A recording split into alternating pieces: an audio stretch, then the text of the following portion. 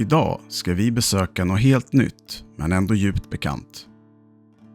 Efter år där Konami själva varit helt tysta med nya titlar från serien har de äntligen väckt liv i en av spelvärldens mest älskade skräckserier.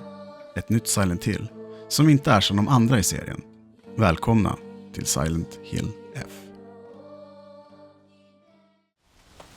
Glöm de ödsliga gatorna med dimma i någon amerikansk småstad. I Silent Hill F reser vi istället till Japan under 1960-talet. Och det är just den här miljöförändringen som sätter tonen för hela spelets upplevelse. Istället för den industriella förfallet vi är vana vid möts vi med en märklig, nästan drömlik atmosfär.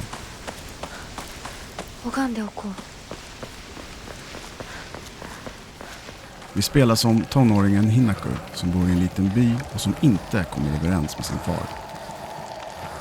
När hon möter upp några vänner börjar väldigt konstiga saker att hända.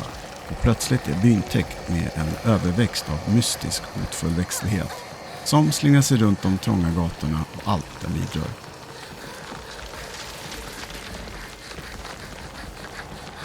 Den klassiska Silent Hill-känslan finns dock kvar. Det handlar inte om billiga jumpscares utan en krypande psykologisk skräck som förföljer dig som spelare under hela upplevelsen.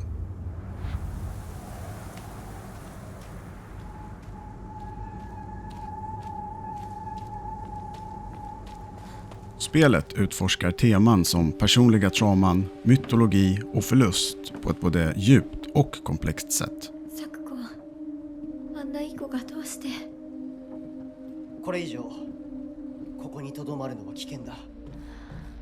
Som tur är behöver du inte känna till Silent Hill-seriens tidigare händelser för att sätta dig in i Silent Hill F, då spelet har en helt fristående story. Grafiskt är Silent Hill F enastående och kusligt. Spelets karaktärer är otroligt detaljerade och miljöerna är en visuell fest för ögonen, trots faktumet att det är en mardröm. Det finns en otrolig känsla för estetik, från de mörka, fuktiga tunnlarna till de solbelysta men ändå skrämmande gatorna vi ska ta oss igenom.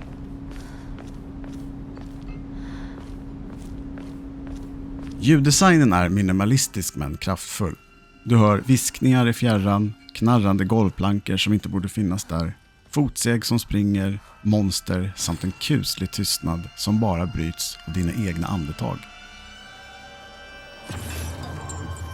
Den Akira Yamaoka-inspirerade musiken smälter samman med miljön och skapar en känsla av ständigt obehag.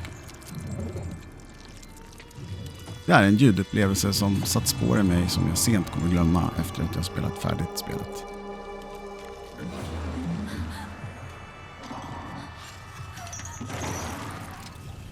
Och pusslerna är smarta och belönar din uppmärksamhet på detaljerna. Jag uppskattar verkligen att det inte bara är att hämta objekt A och B för att sedan sätta in dem i diverse hål för att sedan klara av pusslet. Här får man verkligen tänka till.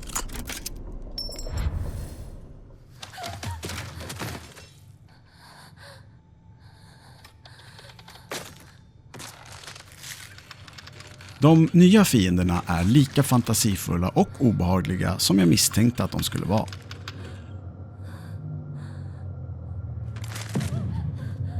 Och deras design är väldigt inspirerad av japansk mytologi, vilket verkligen passar in i den nya miljön Silent Hill F bjuder in oss till. När det gäller spelmekaniken innehåller Silent Hill F en del intressanta förändringar. Striderna känns medvetet klumpigare och bara detta skapar en lätt panik, precis som det ska vara i ett Silent Hill-spel. Du är ingen superhjälte. Du är en helt vanlig person som försöker överleva. Fokuset ligger istället på utforskning, pussellösning och att hantera de få resurser som ges till dig som spelare.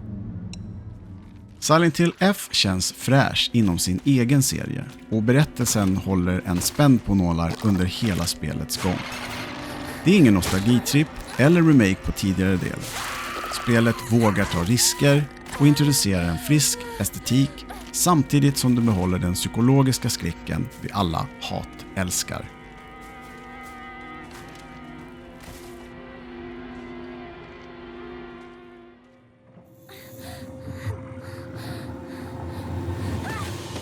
Silent Hill F är en modig och framgångsrik nytändning för serien. Det är ett spel som växer på dig och som lämnar ett bestående intryck.